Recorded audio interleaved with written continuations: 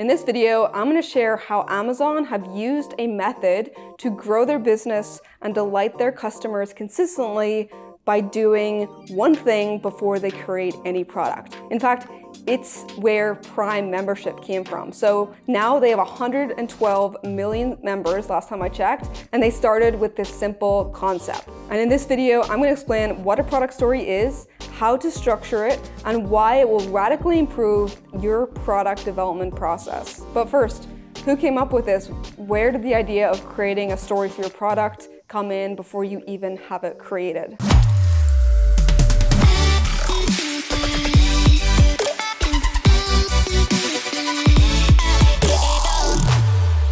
Hi, I'm Cathryn Lavery, founder and CEO of Best Self, and also a designer and entrepreneur living in Austin, Texas. So there's this approach called working backwards that is widely used at Amazon. They try to work backwards from the customer rather than starting with an idea for a product and then trying to bolt customers onto it.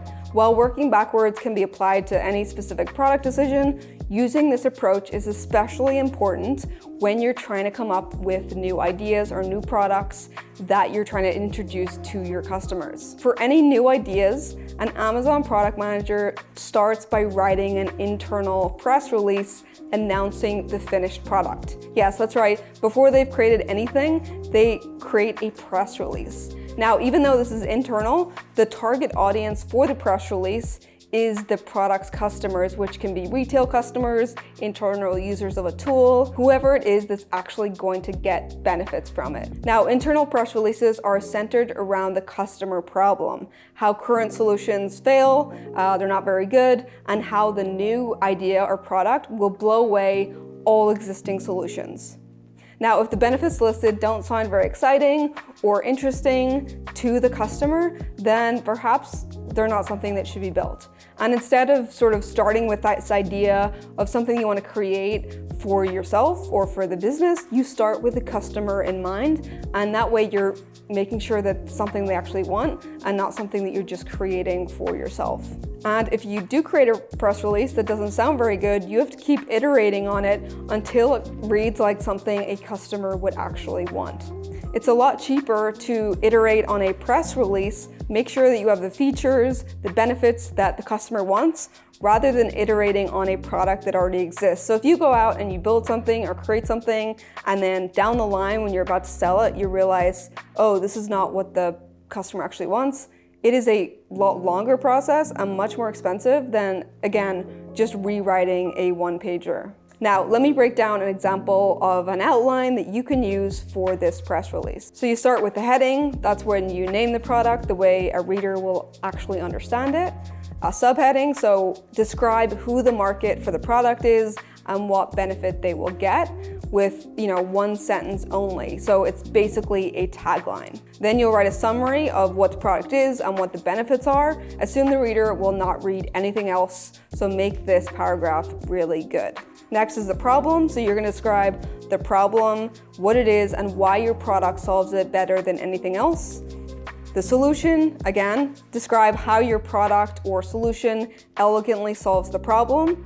You'll write a quote from a spokesperson in the company. Again, you're just making this up. You'll say how to get started, so where do they buy it, how do they get started with it, and then you'll just make up a customer quote. So provide a quote or a hypothetical review of the experience that your customer will get when using it, and then you just create a call to action. So wrap it up, give some pointers, where should the reader go next?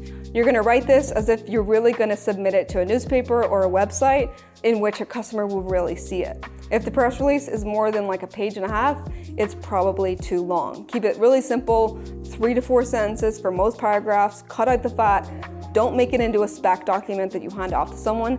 This is customer-centric only. You can even put an FAQ section on there if you find, oh, we need more information on there, but the press release should stay super customer-focused and cut the fat. A general rule of thumb is that if the press release is hard to write, then the product is probably not thought out well enough. It's going to suck, you don't know enough.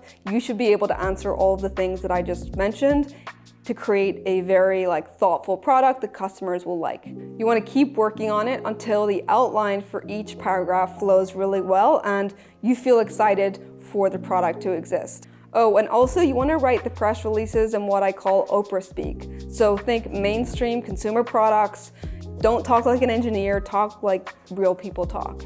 Imagine you're sitting on Oprah's couch, you've just explained the product to her, and then you listen as she explains what it does to her audience. So that's Oprah Speak, not geek speak, not jargon, long words, things that people don't understand. Talk like a person. Once the project moves into development, the press release can be used as a touchstone, a guiding light, something that your product team can go back to, ask themselves, are we building what is in this document? And if they find that they're spending time building things that aren't in the press release, they might be overbuilding, they need to ask themselves why. And this keeps the product development focused on achieving the customer benefits and not building all these random things that along the way you decide, oh, this might be cool, this might be cool. Then you're gonna end up with a beast of a product, a Frankenstein. It takes longer to build, takes resources to maintain, and it doesn't provide real customer benefit. At least not enough to warrant inclusion in the press release. So that's super, super important to keep looking back at that.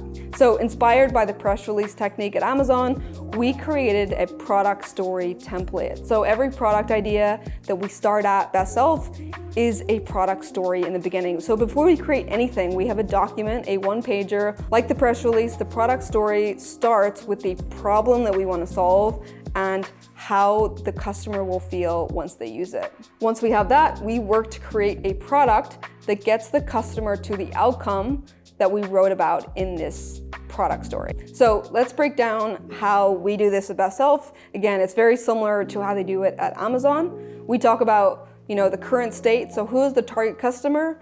What is good in their world as it relates to our product or idea?